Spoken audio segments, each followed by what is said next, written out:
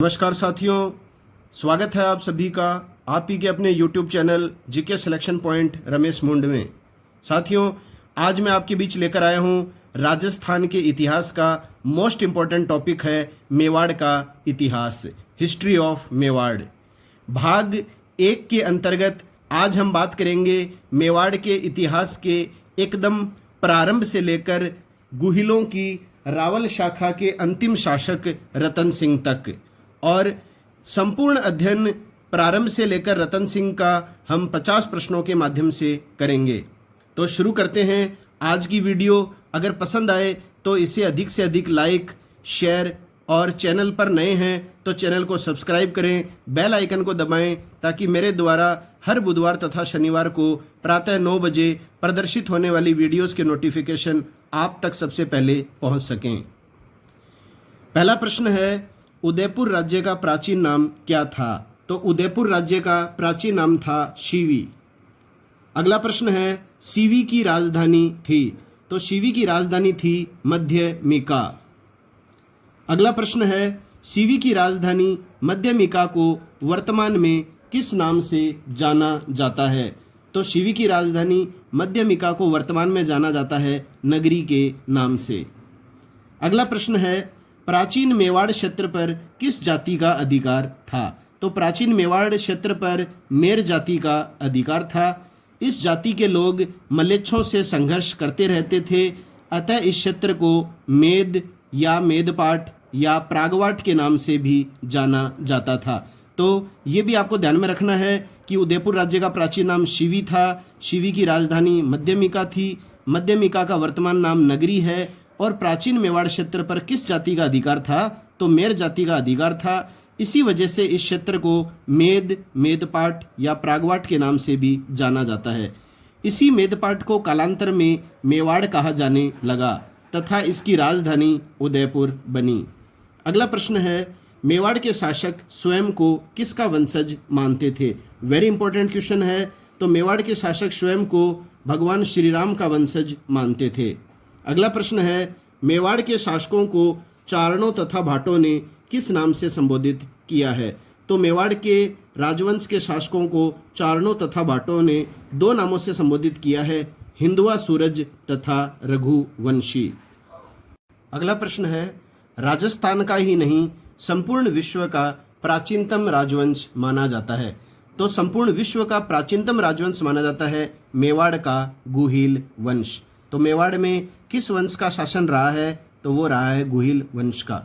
अगला प्रश्न है, मेवाड़ में गुहिल वंश का संस्थापक, आदि पुरुष तथा मूल पुरुष किसे कहा जाता है? तो या तो गुहिल वंश का संस्थापक पूछ लिया जाएगा, या मेवाड़ का आदि पुरुष पूछा जाता है, या मूल पुरुष किसे कहा जाता है? तो ये कहा जाता है गुहिलादित्य को। अगला प्रश्न है, गुहिल वंश के बप्पा को मेवाड़ का राज्य वरदान में किसने दिया? तो गुहिल वंश के बप्पा को मेवाड़ का जो राज्य है वो वरदान के रूप में दिया था हारित ऋषि ने। बप्पा ने हारित ऋषि द्वारा बताए गए खजाने को प्राप्त कर सेना को संगठित किया तथा चित्तौड़ पर अपना अधिकार कर लिया। अगला प्रश्न है, बप्पा को बप्पा रावल की उपाधि किसने प्रदान की थी? तो बप्पा को बप्पा रावल की उपाधि प्रदान की गई थी हारित ऋषि के द्वारा। इसी हारित ऋषि की गायों को बप्पा रावल चराते थे, और बप्पा रावल का वास्तविक नाम था कालभोज। ये आपको ध्यान में रखना है, बप्पा रावल का वास्तविक नाम क्या था? कालभोज। अगला प्रश्न है, हारित ऋषि से आशीर्वाद प्राप्त करके बप्पा रावल ने किसे पराजित करके गुहिल साम्राज्य की स्थापना की? तो बप्पा रावल ने जो है वो गुहिल साम्राज्य की स्थापना की थी चित्तौड़ के शासक मान मौर्य को पराजित करके।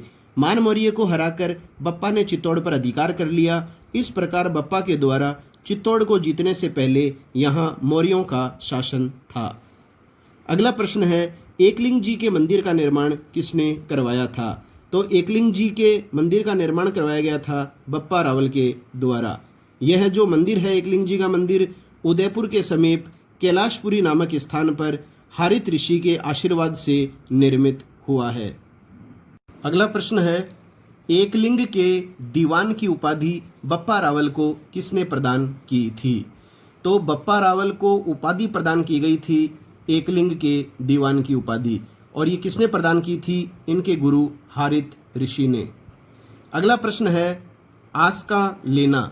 आस्का लेना से क्या तात्पर्य है?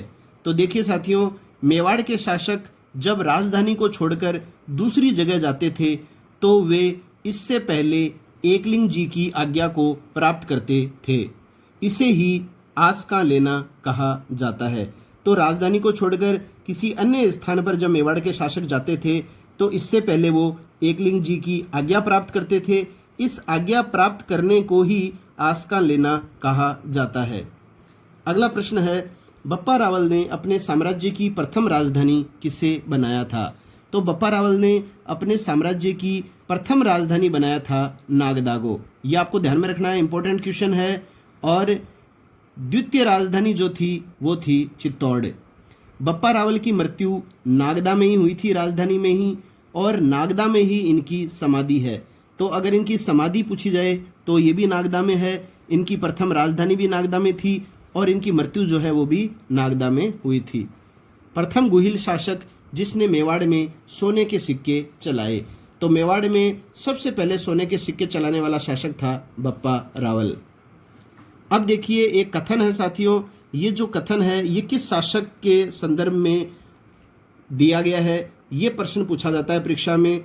वह एक झटके में 2 भैंसों की बलि देता था, 35 हाथ की धोती वह 16 हाथ का दुपट्टा पहनता था, इसकी खड़ग 32 मण की थी, 4 बकरों का भोजन करता था तथा इसकी सेना में 12,72,000 सैनिक थे। तो ये जो कथन है ये किस शासक की ओर संकेत करता है? तो ये संकेत करता है बप्पा रावल की ओर। ये ध्यान में रखिएगा आप। अगला प्रश्न है बप्पा रावल के उत्तराधिकारी जिसने नागदा के आसपास का क्षेत्र भीलों से छीन लिया तथा स्वयं के नाम के तांबे के सिक्के चलाए। तो कौन था वो बप्पा का उत्तराधिकारी जिसने नागदा के आसपास का क्षेत्र भीलों से छीन लिया और स्वयं के नाम के तांबे के सिक्के चलाए? तो वो था बप्पा का उत्तराधिकारी शिलादित्य। अगला प्रश्न है कुंडेश्वर का शिलालेख मिला है। तो कुंडेश्वर का जो शिलालेख है ये मिला है नागदा के समीप। 641 ईस्वी के इस शिलालेख से ये जानकारी मिलती है कि शिलादित्य के बाद इसका पुत्र अपराजित मेवाड़ का शासक बना तथा इसने अपने शत्रुओं का नाश किया। अगला प्रश्न है किस लेख में कालभोज को मुकुटमणि के समान बताया गया है? तो कालभोज को मुकुटमणि के समान किस लेख में बताया गया है? तो वो है आठपुर लेख। आहड़ के समीप ये लेख मिला है, आठपुर लेख, जिसमें कालभोज को मुकुटमणि के समान बताया गया है। अब देखिए इसमें अपराजित, ये अपराजित कौन था? तो ये शिलादित्य का पुत्र था, और अपराजित के बाद में जो शासक बना था वो इसका पुत्र पोता बना था कालभोज। तो उस कालभोज को बताया गया है आठपुर लेख में मुकुटमणि के समान। अगला प्रश्न है किस शासक के पश्चात मेवाड़ का राज्य अंधकार की ओर जाने लगा? तो वो कौन सा शासक था जिसके पश्चात मेवाड़ का राज्य अंधकार की ओर जाने लगा? तो वो था खुमान। और ये खुमान कौन था? ये कालभोज का पुत्र था। अगला प्रश्न है आठपुर जो लेख है जो आहड़ के समीप मिला है में किस शासक को 3 लोकों का तिलक बताया गया है? तो आठपुर लेख में मुकुटमणि के समान तो बताया गया है जो कालभोज को, और किस शासक को 3 लोकों का तिलक बताया गया है? तो ये बताया गया है भृतभट्ट द्वितीय को, और इसे ही प्रतापगढ़ अभिलेख में महाराजा धीराज की उपाधि भी दी गई है। अगला प्रश्न है मेवाड़ के इतिहास में नौकरशाही की शुरुआत किस शासक के द्वारा की गई थी? तो नौकरशाही की शुरुआत मेवाड़ के इतिहास में की गई थी अल्लट के द्वारा। वेरी इंपॉर्टेंट क्वेश्चन है। अल्लट ने हुण राजकुमारी हरिया देवी के साथ विवाह किया था तथा हुणों व राष्ट्रकूटों की मदद से अपने साम्राज्य का विस्तार किया था। प्रश्न है मेवाड़ के किस शासक ने नागदा से राजधानी को बदलकर आहड़ को बनाया? तो नागदा के स्थान पर आहड़ को राजधानी किसने बनाया? तो ये बनाया था अल्लट ने। अल्लट को ख्यातों में आलू रावल कहा गया है। इसके अलावा अल्लट ने आहड़ में वराह मंदिर का निर्माण भी करवाया था। अगला प्रश्न है, मेवाड़ का वह शासक जिसने चौहानों से मधुर संबंध स्थापित किए तथा चौहान शासक जय की पुत्री से विवाह किया। तो वो शासक था नरवाहन। और नरवाहन कौन था? ये अलट का पुत्र था। नरवाहन के पश्चात मेवाड़ में गुहिल वंश की शक्ति का पतन होना प्रारंभ हो गया था। अगला प्रश्न है, मेवाड़ का वह शासक जिसके शासनकाल में गुहिलों को अपने मूल प्रांत चित्तौड़ को छोड़ना पड़ा। तो गुहिलों को अपने मूल प्रांत चित्तौड़ को किसके शासनकाल में छोड़ना पड़ा? तो उस समय शासक था शक्ति कुमार। कारण देखिए क्या था। शक्ति कुमार के शासनकाल में मालवा के परमार शासक मुंज ने आहड़ को नष्ट करते हुए चित्तौड़ दुर्ग व इसके आसपास के प्रदेश पर अधिकार कर लिया था। अगला प्रश्न है, शक्ति कुमार का उत्तराधिकारी जो चौहान शासक वाकपतिराज से परास्त होकर युद्ध भूमि में मारा गया था।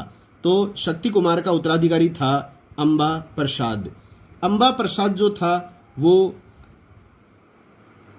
मेवाड़ का वह शासक था जिसे चौहान शासक वाकपति राज से पराजित होकर वीरगति को प्राप्त होना पड़ा। और इसके पश्चात मेवाड़ राजवंश में 10 अयोग्य शासक बने।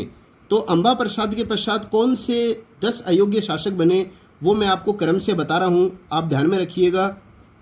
पहला था नरवर्मा, दूसरा सूचिवर्मा, तीसरा कीर्तिवर्मा, चौथा योगराज, पांचवा वेरेट, छठा हंसपाल, सातवां वेरी सिंह, आठवां विजय सिंह, नौवां हरि सिंह और 10वां विक्रम सिंह। अगला प्रश्न है, मेवाड़ के किस शासक के काल में गुहिल वंश 2 शाखाओं में विभाजित हो गया था? देखिए कौन सी 2 शाखाओं में गुहिल वंश विभाजित हो गया था। एक तो रावल शाखा और एक राणा शाखा। तो किस शासक के काल में गुहिल वंश इन 2 शाखाओं में विभाजित हुआ? तो वो था रण सिंह के शासनकाल में। रण सिंह का ही अन्य नाम जो है वो कर्ण सिंह भी मिलता है। और कौन था ये रण सिंह? ये विक्रम सिंह का पुत्र था। तो आखिरी जो 10वां अयोग्य शासक था विक्रम सिंह, उसका पुत्र था रण सिंह या कर्ण सिंह। अगला प्रश्न है, किसने रावल शाखा का निर्माण कर मेवाड़ पर शासन की शुरुआत की? तो रावल शाखा का निर्माण करके मेवाड़ पर शासन की शुरुआत की थी क्षेम सिंह ने। और एक क्षेम सिंह जो था ये किसका पुत्र था? ये रण सिंह या कर्ण सिंह का पुत्र था। अगला प्रश्न है, किसने सिसोदा ठिकाने की स्थापना कर राणा शाखा की शुरुआत की? तो रावल शाखा की शुरुआत की थी क्षेम सिंह ने।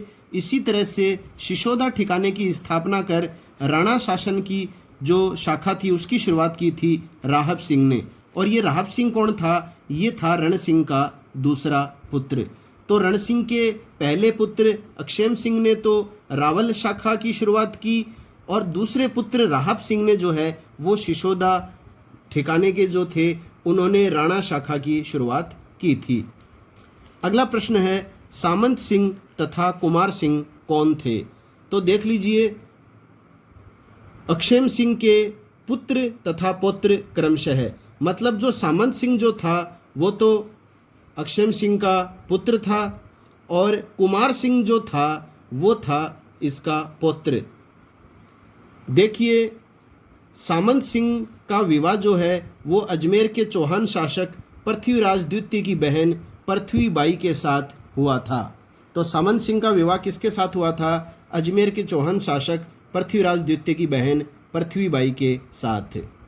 इसके अलावा देखिए साथियों, नाडोल के चौहान शासक कीर्तिपाल तथा अजमेर के चौहान शासक पृथ्वीराज द्वितीय के मध्य किसी कारणवश मतभेद हो गया और मतभेद हो जाने पर कीर्तिपाल ने मेवाड़ पर आक्रमण करके सामंत सिंह को पराजित कर दिया तथा मेवाड़ पर सामंत सिंह का अधिकार जो था वो छीन लिया। तो देखिए ये आपको जो घटनाक्रम है ध्यान में होना चाहिए। पहले परीक्षाओं में 1-2 बार कथन के संदर्भ में प्रश्न आ चुका है। तो नाडोल का वो कौन सा चौहान शासक था जिसने मेवाड़ पर आक्रमण किया था? तो वो था कीर्तिपाल और इसने सामंत सिंह को हरा दिया और मेवाड़ पर अधिकार कर लिया। अगला प्रश्न है, कीर्तिपाल से पराजित होने के पश्चात सामंत सिंह ने अपना नया राज्य किसे बनाया? तो कीर्तिपाल से पराजित हो गया था सामंत सिंह, और पराजित होने के पश्चात इसने वागड़ को अपना नया राज्य बनाया था। और वागड़ की जो राजधानी थी वो सामंत सिंह ने वटप्रदक निर्धारित की। तो सामंत सिंह की वागड़ राज्य की राजधानी क्या थी? वटपद्रक, और ये है बड़ौदा में। अगला प्रश्न है, मेवाड़ का वह शासक जिसने 1192 ईस्वी में तराइन के द्वितीय युद्ध में पृथ्वीराज चौहान की ओर से भाग लिया तथा वीर गति को प्राप्त हुए। तो वो मेवाड़ का शासक कौन था जिसने 1192 में तराइन के द्वितीय युद्ध में पृथ्वीराज चौहान की ओर से भाग लिया था और वीर गति को प्राप्त हुए? वो थे सामंत सिंह। और इससे पहले 1191 में तराइन का प्रथम युद्ध लड़ा गया था जिसमें पृथ्वीराज चौहान विजयी रहा था, और द्वितीय युद्ध जो था उसमें मोहम्मद गोरी विजयी रहा था। और सामंत सिंह की पटरानी का जो नाम था वो था करम देवी। अगला प्रश्न है, सामंत सिंह के पश्चात मेवाड़ की रावल शाखा का शासक कौन बना? तो सामंत सिंह के पश्चात मेवाड़ की रावल शाखा का शासक बना था कुमार सिंह। और ये कौन था? सामंत सिंह का अल्पवयस्क पुत्र। देखिए, ये अल्पवयस्क था तो कुमार सिंह के शासनकाल में प्रशासन की बागडोर राजमाता करम देवी के हाथों में ही थी। और करम देवी कौन थी? ये सामंत सिंह की पटरानी थी। करम देवी के नेतृत्व में ही मेवाड़ सेना ने आमेर के निकट कुतुबुद्दीन ऐबक की तुर्क सेना को हराया था। और ये कुतुबुद्दीन ऐबक की तुर्क सेना को जो हराया, तो ये कुतुबुद्दीन ऐबक कौन था? ये था गुलाम वंश का संस्थापक। अब देखिए, एक बिंदु और आपको ध्यान में रखना है साथियों, कुमार सिंह ने ही 1179 में कीर्तिपाल को हराकर पुनः मेवाड़ पर अधिकार किया था। तो इसके दादा सामंत सिंह को कीर्तिपाल ने पराजित किया था, और कुमार सिंह ने क्या किया? 1179 में कीर्तिपाल को हरा दिया तथा मेवाड़ पर अधिकार कर लिया। अगला प्रश्न है, 13वीं शताब्दी के प्रारंभ में मेवाड़ का शासक कौन बना? तो 13वीं शताब्दी के प्रारंभ में मेवाड़ का शासक बना था जैत्र सिंह, और जैत्र सिंह का शासनकाल था 1213 से 1253 ईस्वी। अगला प्रश्न है, जैत्र सिंह के समय दिल्ली सल्तनत का सुल्तान कौन था? जैत्र सिंह के समय दिल्ली सल्तनत का सुल्तान था इल्तुतमिश। इल्तुतमिश ने जैत्र सिंह के बढ़ते प्रभाव को दबाने के लिए मेवाड़ की राजधानी नागदा पर आक्रमण कर दिया। इसी वजह से जैत्र सिंह ने पहली बार मेवाड़ राज्य की राजधानी चित्तौड़ को बनाया। तो आपको ये ध्यान में रखना है कि मेवाड़ के किस शासक ने पहली बार मेवाड़ राज्य की राजधानी चित्तौड़ को बनाया? तो वो बनाया था जैत्र सिंह ने।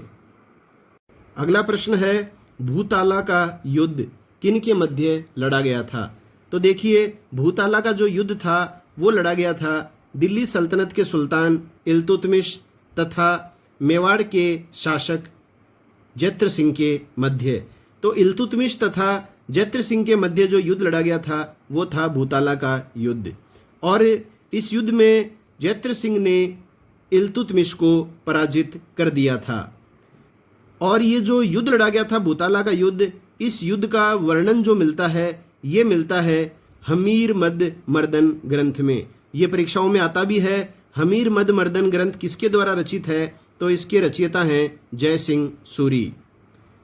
अगला प्रश्न है, किस इतिहासकार ने जैत्र सिंह के शासनकाल को मध्यकालीन मेवाड़ का स्वर्णकाल माना है? तो जैत्र सिंह के शासनकाल को मध्यकालीन मेवाड़ का स्वर्णकाल किस इतिहासकार ने कहा है? तो ये कहा है डॉक्टर दशरथ शर्मा ने। अगला प्रश्न है, किस मेवाड़ी शासक ने महाराजाधिराज, परम भट्टारक तथा परमेश्वर की उपाधियां धारण की थीं? तो महाराजाधिराज, परम भट्टारक और परमेश्वर की उपाधियां धारण की थी मेवाड़ के शासक तेज सिंह ने। और ये तेज सिंह कौन था? ये जैत्र सिंह का पुत्र था जिसने 1253 से 1269 तक मेवाड़ पर शासन किया था। तेज सिंह के शासनकाल के प्रारंभ में गुलाम वंश के शासक गयासुद्दीन बलबन ने मेवाड़ पर असफल आक्रमण किया था। अगला प्रश्न है, 1267 में किस शासक के काल में आहड़ नामक स्थान पर मेवाड़ चित्रकला शैली का प्रथम चित्रित ग्रंथ श्रावक प्रतिक्रमण सूत्र चूर्णी का चित्रण किया गया था? तो ये वेरी इंपॉर्टेंट प्रश्न है कि मेवाड़ चित्रकला शैली जो सबसे प्राचीन चित्रकला शैली है, उस चित्रकला शैली का प्रथम चित्रित ग्रंथ कौन सा है, तो आपको पूछा जा सकता है। तो प्रथम चित्रित ग्रंथ है श्रावक प्रतिक्रमण सूत्र चूर्णी। और इसका चित्रण किस शासक के काल में किया गया था, तो तेज सिंह के शासन काल में। साथियों, अगर वीडियो पसंद आ रही है, मेरी मेहनत आपको अच्छी लगी है, तो इस वीडियो को अवश्य लाइक कीजिएगा। अधिक से अधिक अपने साथियों में वीडियो को शेयर कीजिए। यदि चैनल पर सभी तक सब्सक्राइब नहीं किया है तो सब्सक्राइब कर लें, बेल आइकन को ज़रूर दबाएं, ताकि मेरे द्वारा हर बुधवार तथा शनिवार को सुबह 9 बजे जो वीडियो प्रस्तुत की जाती है उसका नोटिफिकेशन सबसे पहले आपको प्राप्त हो सके। अगला प्रश्न है, मेवाड़ के किस शासक को कुंभलगढ़ प्रशस्ति में शत्रुओं की शक्ति का अपहर्ता कहा गया है? तो कुंभलगढ़ प्रशस्ति में मेवाड़ के किस शासक को शत्रुओं की शक्ति का अपहर्ता कहा गया है? तो वो कहा गया है समर सिंह को। और समर सिंह जो था ये तेज सिंह का पुत्र था। इसका शासनकाल था 1269 से 1302 ईस्वी। तो साथियों, प्रारंभ से लेकर लगातार मैं आपको व्यवस्थित क्रम के तहत ये सारे का सारा जो है मेवाड़ का इतिहास आपको समझाऊंगा, और प्रश्नों के माध्यम से आप हर पहलू और हर घटनाक्रम को याद कर सकेंगे। अब देखिए, चिरवे के लेख में जो है वो समर सिंह को क्या कहा गया है? चिरवे के लेख में समर सिंह को कहा गया है शत्रुओं का संहार करने में सिंह के सदृश तथा सूर कहा गया है। अगला प्रश्न है, समर सिंह का उत्तराधिकारी कौन था? तो देखिए, समर सिंह का उत्तराधिकारी था रतन सिंह, और रतन सिंह का शासनकाल था 1302 और 1303। तो लगभग 1 वर्ष जो है इसने शासन किया था मेवाड़ पर। अब देखिए, थोड़ी सी बात आप समझ लीजिए। समर सिंह के 2 पुत्र थे। एक था रतन सिंह जो इसका उत्तराधिकारी था, मेवाड़ का शासक था, और दूसरा था कुंभकर्ण। देखिए, रतन सिंह आप जानते हैं ये चित्तौड़ का शासक बना था, समर सिंह का उत्तराधिकारी था ये। और कुंभकर्ण जो था इसने अपने पिता से आज्ञा प्राप्त करके नेपाल गमन कर लिया था। तो अपने पिता से आज्ञा प्राप्त करके कुंभकर्ण जो है वो नेपाल चला गया था, तथा इसने नेपाल में गुहिल वंश की स्थापना की। तो नेपाल में गुहिल वंश की स्थापना किसके द्वारा की गई थी? कुंभकर्ण के द्वारा की गई थी। और रतन सिंह और कुंभकर्ण के संदर्भ में जो ये प्रसंग है कि समर सिंह के उत्तराधिकारी रतन सिंह और कुंभकर्ण थे। रतन सिंह चित्तौड़ का शासक बन गया, कुंभकर्ण अपने पिता से आज्ञा लेकर नेपाल चला गया, नेपाल जाकर उसने गोहिल वंश की स्थापना की। तो इस प्रसंग की संपूर्ण जानकारी जो है वो हमें एक ग्रंथ से मिलती है जो वेरी इंपॉर्टेंट है। वो ग्रंथ है एकलिंग महात्म्य ग्रंथ। और ये एकलिंग महात्म्य ग्रंथ जो है ये लिखा गया है कान्हा व्यास के द्वारा। अगला प्रश्न है, गुहिलों की रावल शाखा का अंतिम शासक कौन था? तो गुहिलों की रावल शाखा का अंतिम शासक था रतन सिंह, जिस तक अपन आज इस वीडियो में बात करेंगे। और रतन सिंह का शासनकाल आपको पता ही है 1302-3। रतन सिंह के समय खिलजी वंश का शासन था भारत में मध्यकाल में, और खिलजी वंश का शासक था अलाउद्दीन खिलजी। अगला प्रश्न है, अलाउद्दीन खिलजी के द्वारा किस कारणवश चित्तौड़ पर आक्रमण किया गया था? तो वेरी इंपॉर्टेंट प्रश्न है। कौन सा एक महत्वपूर्ण कारण था जिसकी वजह से अलाउद्दीन खिलजी ने चित्तौड़ पर आक्रमण किया था? तो साथियों, इसका जवाब जो है आपको जो परीक्षा में बताना है वो क्या है? इसका जवाब, सही जवाब है चित्तौड़ दुर्ग की भौगोलिक स्थिति व सामरिक महत्व के कारण अलाउद्दीन खिलजी ने चित्तौड़ पर आक्रमण किया था। चित्तौड़ दुर्ग दिल्ली से मालवा, गुजरात व दक्षिण भारत की ओर जाने वाले मार्ग पर स्थित था।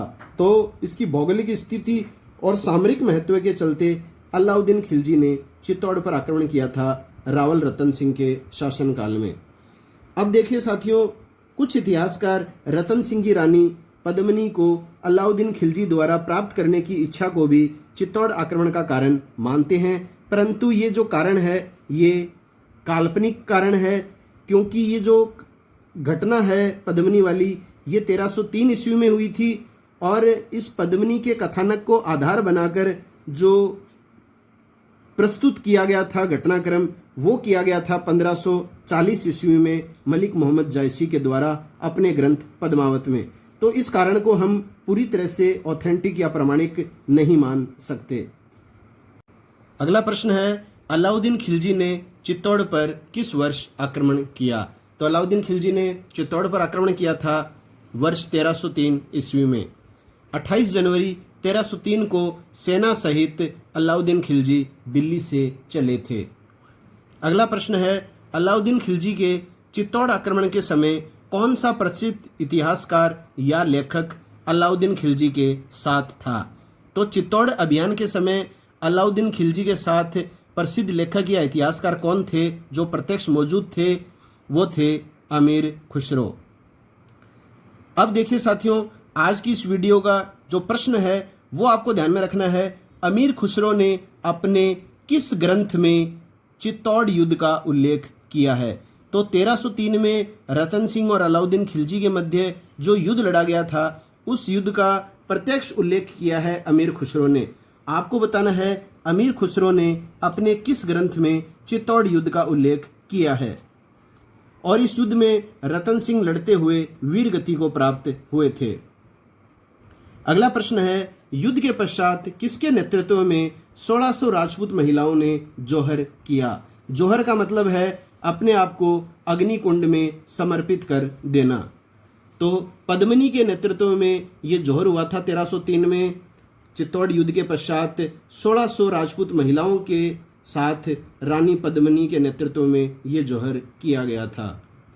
अगला प्रश्न है, किसके नेतृत्व में मेवाड़ सेना ने केसरिया वस्त्र धारण कर चित्तौड़ दुर्ग के फाटक खोल दिए तथा शत्रुओं से लड़ते हुए वीर गति को प्राप्त हुए?